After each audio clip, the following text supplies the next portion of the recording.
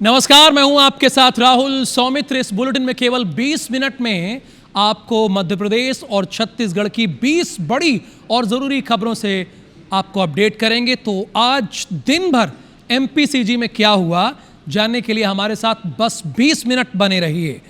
तो पहली खबर यही होगी कि राजधानी रायपुर में 2 दिन तक चला कलेक्टर एसपी कॉन्फ्रेंस खत्म हो गया है।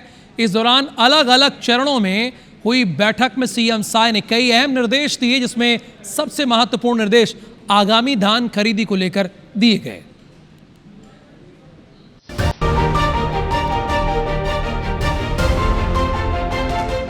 चले कलेक्टर एसपी कॉन्फ्रेंस में सीएम साय ने धान खरीदी से लेकर सड़क सुरक्षा, law and order, cyber crime जैसे मामलों को लेकर सख्त निर्देश दिए हैं। सीएम साय ने साफ साफ कह दिया है कि जिले में धान खरीदी में कोई गड़बड़ी होती है तो कलेक्टर जिम्मेदार होंगे। सड़क सुरक्षा को लेकर भी कहा कि हेलमेट, सीट बेल्ट न लगाने पर कार्रवाई की जाए, हादसों वाली जगहों के ब्लैक स्पॉट को चिन्हांकित किया जाए और महिला और बालिका अपराध पर जल्द कार्रवाई हो। मुझे पूरा उम्मीद है कि पिछले साल की भांति ही इस साल भी हम लोग किसानों का धान खरीदेंगे। 15 नवंबर से धान खरीदी होगी और 31 जनवरी तक ये धान खरीदी चलेगा। सीएम विष्णुदेव साय ने 3 जिलों के एसपी पर नाराजगी जताई। महासमुंद, धमतरी, राजनांदगांव एसपी पर नाराजगी जताते हुए सीएम ने कार्यप्रणाली सुधारने के निर्देश भी दिए। कोरबा में हरियाणवी डांसर सपना चौधरी के कार्यक्रम के बाद हंगामा मच गया। रिजॉर्ट में तोड़फोड़, मारपीट और लाखों की लूट हुई है, ऐसे आरोप लगे हैं। सपना चौधरी की टीम पर हमला हुआ और सीसीटीवी का डीवीआर भी चोरी कर लिया गया।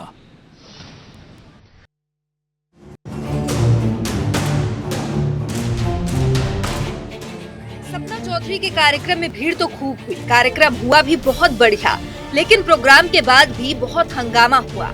सपना चौधरी ने जिले के एसपी को लेटर सौंपा है, जिसमें लिखा है कि रिजॉर्ट में कार्यक्रम के बाद आराम कर रही थी और तभी रात में करीब 1 बजे 4 लोगों ने दरवाजा तोड़ने की कोशिश की, गाली गलौज की और गोली मारने की धमकी दी। सपना चौधरी ने अपने लेटर में टीम के साथ मारपीट का भी जिक्र किया है। घटना के बाद रिजॉर्ट के मालिकों ने 4 लोगों के खिलाफ थाने में शिकायत की है। आरोप है कि मारपीट किया गया, रिजॉर्ट में तोड़फोड़ की गई और सीसीटीवी का डीवीआर और 10,000 रुपए नकद लूट लिए।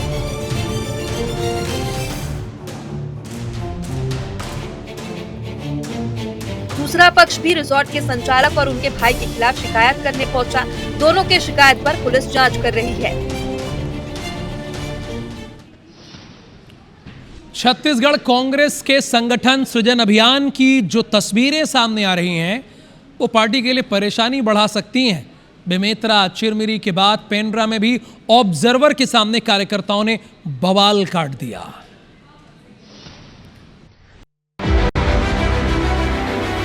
पेंड्रा में जिला कांग्रेस अध्यक्ष चुनाव के दौरान हंगामे की स्थिति बन गई। पूर्व केंद्रीय मंत्री सुबोध कांत सहाय के सामने ही कांग्रेस कार्यकर्ता नारे लगाने लगे और आरोप लगाया कि दावेदारों का फॉर्म नहीं लिया जा रहा है। वहां पर विधायक अटल श्रीवास्तव, संगीता सिन्हा, फूलो देवी नेताम, अशोक आहूजा भी मौजूद थे। ये कोई पहली दफा नहीं है कि कांग्रेस के संगठन सृजन अभियान में ऐसे हालात बने हुए। इससे पहले चिरमिरी और बेमेतरा में भी संगठन सृजन की बैठक के दौरान काफी बवाल मचा था। हालांकि बीजेपी ने इस पर तंज कसा है। ये 2 साल से जिला अध्यक्ष और प्रदेश अध्यक्ष का चयन कर रहे हैं। ये एक दूसरे के कुर्ता फाड़ने में विश्वास रखते हैं। इनके यहाँ न तो संगठन में कोई संगठनात्मक रूप से कोई संविधान है। संगठन चुनाव में जो हालात बन रहे हैं वो अगर नहीं सुधरे और अगर पार्टी 2028 के चुनाव तक एकजुट नहीं हुई तो फिर चुनाव के नतीजों का अंदाजा लगाना ज्यादा मुश्किल नहीं होगा। जगदलपुर के एक गांव में सड़क नहीं थी, इसलिए एम्बुलेंस नहीं पहुंच पाई। एक गर्भवती सही समय में अस्पताल नहीं पहुंच सकी और उसका मिसकैरेज हो गया।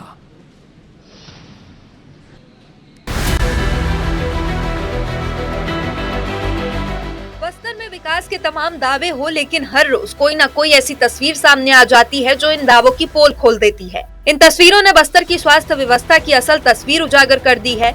रात के अंधेरे में एक बेहोश महिला को खाट पर लिटाकर अस्पताल ले जाते हुए दिखाई दे रहे हैं। 4 किलोमीटर तक ऐसे ही इस महिला को ले जाया गया। क्योंकि चितालपुर के गुड़ियारपदर गांव में सड़क नहीं है। एम्बुलेंस आ नहीं पाई और रास्ते में महिला का मिसकैरेज हो गया। रात लगभग 1 बजे पत्नी को डिमरापाल मेडिकल कॉलेज अस्पताल में भर्ती कराया। महिला की हालत गंभीर बनी हुई है। महिला के पति ने बताया कि उसकी पत्नी गर्भवती थी, लेकिन रात में अचानक गर्भपात हो गया। आपको बता दें कि 4 साल पहले ये गांव नक्सल मुक्त हुआ था, लेकिन अब तक आंगनबाड़ी, सड़क और बिजली की सुविधा इस गांव तक नहीं पहुंच सकी है।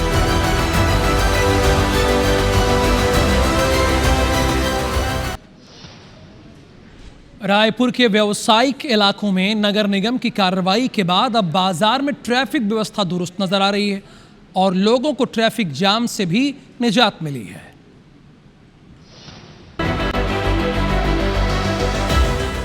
रायपुर में त्योहारी सीजन में मालवीय रोड, गोल बाजार और बैजनाथ पारा में सड़क किनारे लगी दुकानों और ठेलों को हटवाने के बाद अब सड़कों पर ट्रैफिक का दबाव कम हुआ है।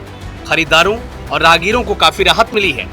पैदल चलने वालों के अलावा इन्हीं सड़कों पर दुपहिया और छोटी गाड़ियों को भी आराम से निकल जाने की सहूलियत मिल रही है। निगम की कार्रवाई के बाद व्यापारी संतुष्ट हैं।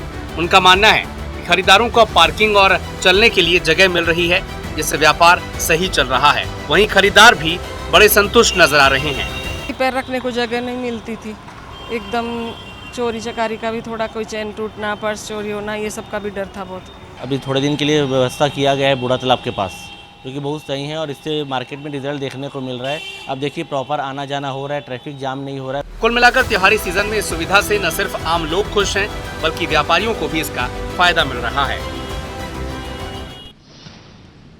नक्सलवाद खत्म करने के लिए सुरक्षा बल बस्तर में पूरी मुस्तैदी के साथ तैनात है और इसी बौखलाहट में नक्सली कायराना करतूत को अंजाम दे रहे हैं। इसी बदनीयत से नक्सलियों ने बीजापुर के भोपाल पट्टनम में आईडी प्लांट किया था।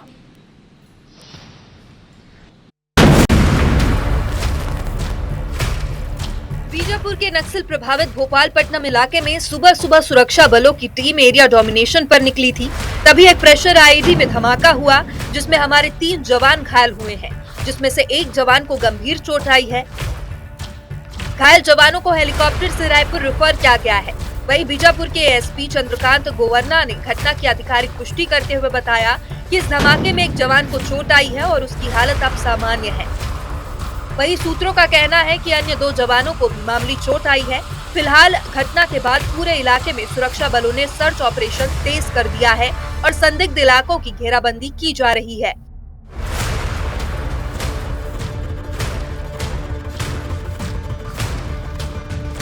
आपको बता दें कि हमारा लक्ष्य है कि 31 मार्च 2026 तक छत्तीसगढ़ से नक्सलवाद को खत्म करना है।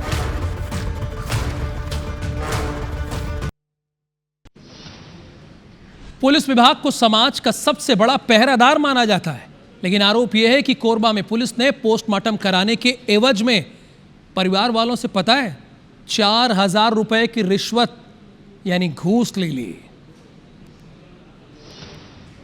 इधर बलरामपुर में हेल्थ सिस्टम वेंटिलेटर पर है। एक बच्ची को एंजाइटी अटैक आया, डॉक्टर ने उसे अंबिकापुर रेफर किया। मौके पर एम्बुलेंस भी थी, लेकिन प्रशासनिक फरमान ऐसा था कि बच्ची के परिजन इधर उधर चक्कर ही काटते रह गए।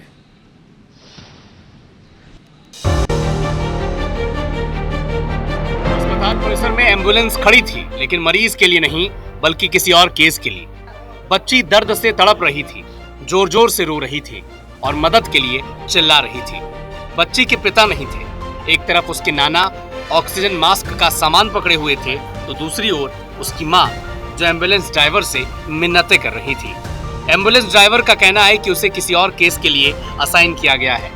हमारी टीम ने कलेक्टर से बात कर इस बच्ची के लिए एम्बुलेंस उपलब्ध कराया और उसे अंबिकापुर पहुंचाया जा सका। बेहोश पड़ी हुई है एक बच्ची स्कूल की, तो उसको छोड़ दो, बलरामपुर वाले केस को पहले करो। उनका डिटेल आया है, बलरामपुर से रेफर अंबिकापुर के लिए। गाड़ी का समस्या ये है कि असाइन रायपुर से होता है, तो मैं समझाया कि पेशेंट यहाँ पे सीरियस है, पहली प्राथमिकता इसको मिलनी चाहिए, जो हमारे पास मरीज है ऑलरेडी, तो वो मेरी बात नहीं मान रहे हैं। अगर सही वक्त पर एम्बुलेंस नहीं मिल पाती तो बच्ची की जान भी जा सकती थी। वाड्रफ नगर के एक प्राइवेट स्कूल में गंदा पानी पीने से एक 7वीं कक्षा के विद्यार्थी की मौत हो गई। हैरानी की बात यह है कि स्कूल में गंदे पानी की खबर हमने पहले भी दिखाई थी, लेकिन इन पर कोई असर ही नहीं होता है।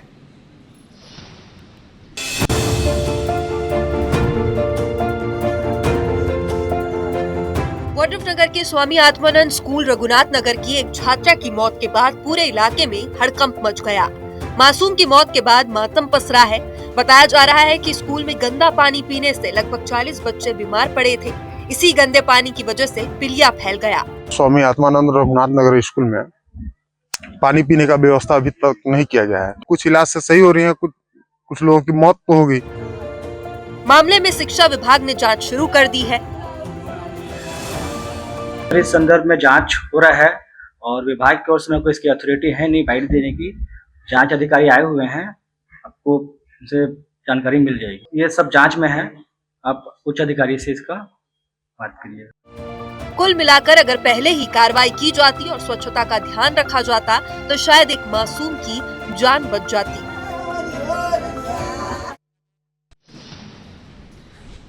सनातनी से व्यवहार, सनातनी से त्योहार और सनातनी से ही व्यापार। भोपाल में दिवाली के पहले एक पोस्टर है, इसके पीछे क्या है वो ये रिपोर्ट में देखिए आप।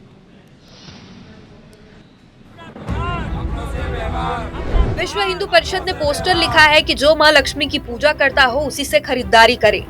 कबाड़ बेचना हो या ज्वेलरी खरीदना हो, अपील की गई है कि सनातनी लोगों की दुकान से ही खरीदारी हो। इस पर हिंदू संगठनों का कहना है कि उनसे सामान न लें जो हिंदुओं को काफिर कहते हैं और इस मांग का संत समाज ने भी समर्थन किया है। कबाड़ी का सामान अगर बेचो तो वो भी सनातनी हो और पुताई अगर कराओ तो वो भी सनातनी हो।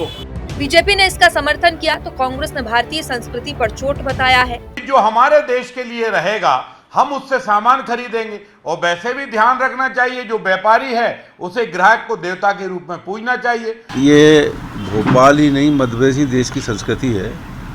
इस संस्कृति पे चोट करेंगे तो ज्यादा दिन नहीं चलेगी। कुल मिलाकर एक ये नया सियासी रिवाज बन गया है कि हिंदू त्योहारों के मौके पर पोस्टर जारी किया जाए ताकि इस पर सियासत हो सके।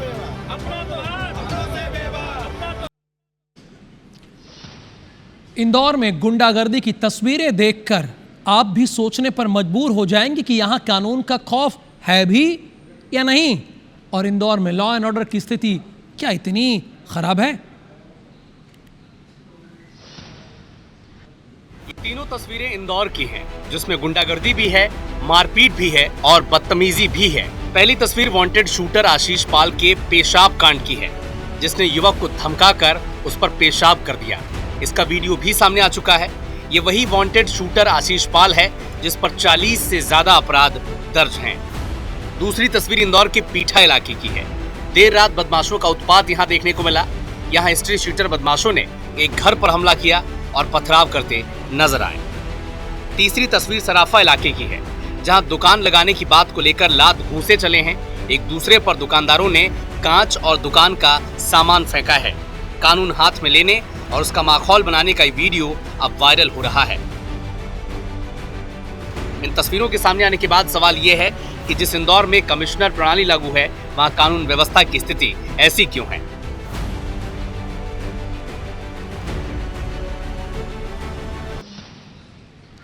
मंडला प्रवास पर पहुंचे महामंडलेश्वर आत्मानंद गिरी जी महाराज ने मुस्लिम समाज को लेकर एक बड़ा बयान दिया है। उन्होंने लव जिहाद के मुद्दे पर भारत की बेटियों को सावधान रहने की चेतावनी दी है। ये कालनेमी है। आत्मानंद गिरी जी महाराज ने कहा कि जो मुस्लिम समाज अपनी सगी बहन को बहन नहीं मान सका और अपनी ही बहन मामा चाचा दादा की बेटियों से विवाह कर लेता है, वो समाज की किसी भी अन्य बेटी को बहन कैसे मान सकता है। उन्होंने आगे चेताया कि भारत की बेटियां सावधान रहे। ये कालनेमी है जो कहते कुछ हैं और करते कुछ और हैं। ये लव जिहाद के जरिए हमारी बेटियों का जीवन बर्बाद कर रहे हैं। भारत की संपूर्ण बेटियां सावधान रहें। ये कालनेमी हैं जो कहते कुछ है करते कुछ हैं, अंत में लव जिहाद के माध्यम से हमारी बेटियों का जीवन बर्बाद कर देते हैं। इस बयान से सियासत गर्मा गई है। कांग्रेस ने इस पर क्या कहा, आप भी सुनिए।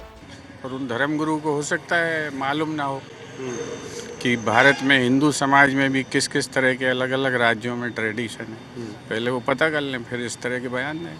यानी एक बार फिर से लव जिहाद के मुद्दे पर संतों की प्रतिक्रिया पर सियासी पारा हाई हो गया है। हिंदू त्योहारों में खासकर दिवाली पर पटाखे ना फोड़ने की नसीहत देने वाला बीजेपी विधायक रामेश्वर शर्मा भड़क गए। उन्होंने दो टूक कह दिया कि क्रिसमस और न्यू ईयर में जब पटाखे फोड़े जाते हैं तो कोई क्यों नहीं बोलता है।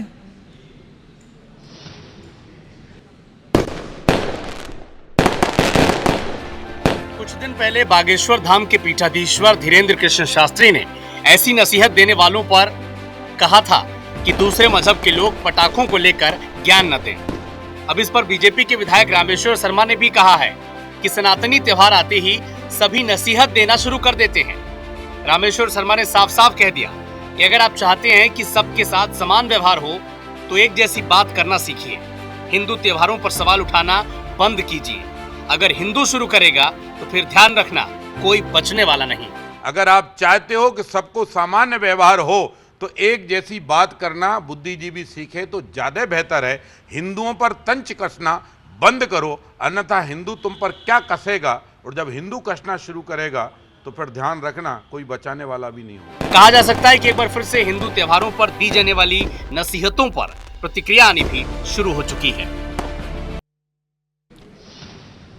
ग्वालियर हाई कोर्ट में अंबेडकर की प्रतिमा लगाने का मामला गरमाता जा रहा है। एक तरफ दलित समाज के लोग और भीम आर्मी अंबेडकर की प्रतिमा लगाने की मांग पर अड़े हैं, तो दूसरी तरफ सवर्ण समाज की मांग है कि BN राव की ही मूर्ति लगाई जाए। ग्वालियर हाईकोर्ट परिसर में अंबेडकर की मूर्ति लगेगी या फिर BN राव की, ये विवाद अब गहराता जा रहा है। 15 अक्टूबर को दलित समाज और सवर्ण समाज दोनों ग्वालियर पहुंचकर शक्ति प्रदर्शन की तैयारी में हैं। दोनों पक्षों की ओर से सोशल मीडिया पर की जा रही अपीलों को देखते हुए ग्वालियर पुलिस ने बलवा और उपद्रव से निपटने के लिए मॉक ड्रिल की। हालांकि कुछ दिन पहले प्रशासन ने दोनों पक्षों को चेतावनी दी थी और कहा था कि 15 अक्टूबर को कोई प्रदर्शन नहीं होगा। और अब ग्वालियर कलेक्टर ने धारा 163 भी लगा दी है, जिससे रैली, जुलूस, धरना प्रदर्शन पर रोक लग गई है। बिना अनुमति के कोई आंदोलन नहीं हो पाएगा। किसी जाति या समुदाय के खिलाफ नारे या भड़काऊ पोस्ट पर प्रतिबंध लगा दिया गया है। इसके अलावा सोशल मीडिया पर भड़काऊ पोस्ट की मॉनिटरिंग भी की जा रही है। दरअसल इस पूरे विवाद की शुरुआत हाईकोर्ट के वकील अनिल मिश्रा के उस विवादित बयान से हुई थी, जिसमें उन्होंने अंबेडकर को अंग्रेजों का गुलाम, एजेंट और झूठा कह दिया था। मध्य प्रदेश में सड़कों के धंसने का सिलसिला रुक ही नहीं रहा है। ग्वालियर और इंदौर के बाद अब भोपाल में भी सड़कें धंस रही हैं। भोपाल का ये सूखी सेवनिया इलाका है और यहाँ की अब तस्वीरें आपको हैरान कर सकती हैं। देखिए किस तरह करीबन 100 मीटर सड़क का जो हिस्सा है वो करीबन 20 फीट नीचे धंस गया है। सुबह के वक्त यहाँ पर यह घटनाक्रम हुआ और कुछ ही दूरी पर देखिए रेलवे ट्रैक है। रेलवे की जो ट्रैक पर गाड़ी जाते हुए भी नजर आ रही। गनीमत ये रही कि उस तरफ का ये हिस्सा नहीं ढहा। फिलहाल इस सड़क को बंद कर दिया गया है। ये सड़क राजधानी भोपाल के अंदर की है और MPRDC इस सड़क की जो है देखरेख मेंटेनेंस इसका करता है। गनीमत है कि उस वक्त जब ये हिस्सा ढहा कोई बड़ा वाहन यहाँ से नहीं गुजर रहा था, नहीं तो जो नजारे हैं वो देखकर समझा जा सकता है कि कितनी बड़ी जनहानि हो सकती थी। लोगों की भीड़ जरूर इस सड़क को देखने आ रही है कि किस तरह शहर के अंदर एक मुख्य सड़क जो है वो इस तरह से धंस गई है। कैमरामैन रमेश राजपूत के साथ IBC 24 भोपाल से हरप्रीत कौर रेन। हटा में किसानों ने खाद की कमी को लेकर मंडी गेट के सामने हाईवे पर जाम लगा दिया, जिससे चक्का जाम हो गया। प्रशासन ने पहुंचकर किसानों को समझाइश दी। हाईवे पर जाम, सड़क पर किसान और नारेबाजी। ये तस्वीर बताने को काफी है कि हटा के किसान पर्याप्त मात्रा में खाद न मिलने से कितने नाराज हैं। नाराज किसानों ने हटा में हाईवे जाम कर दिया। बड़ी संख्या में किसान और महिलाएं सड़क पर बैठ गई, जिससे हटा बटियागढ़ स्टेट हाईवे और यातायात बाधित हो गया। यहाँ पर सर खाद नहीं मिल रहा है, दुकानों पर खाद है। यहाँ हम लोग गरीब किसान हैं, यहाँ पर खाद की पूर्ति नहीं हो पा रही है। जो भी आ रहा है, हर दुकान पे हम जाते हैं 2000 रुपए की बोरी मिल जाती है। वो हमें दबाने के लिए प्रशासन यहाँ पर आया कि आप किस दुकानदार का नाम बताओ जिससे कल तुम्हें वो मारेंगे। सर यहाँ पर चोर बाजारी सबसे ज्यादा हो रही है, जो काला बाजारी है ना, यहाँ सर सबसे ज्यादा हो रही है। आप चेक करवा रहे हैं। जाम लगने की सूचना पर हटा थाना पुलिस और प्रशासन की टीम मौके पर पहुंची और किसानों को समझाइश देकर चर्चा भी की, लेकिन किसानों का आरोप है कि अधिकारी केवल आश्वासन देकर चले जाते हैं, समस्या जस की तस बनी रहती है। इसी समय कल फिर छत्तीसगढ़ और मध्य प्रदेश का मिलेगा पूरा अपडेट। बने रहिए IBC 24 के साथ।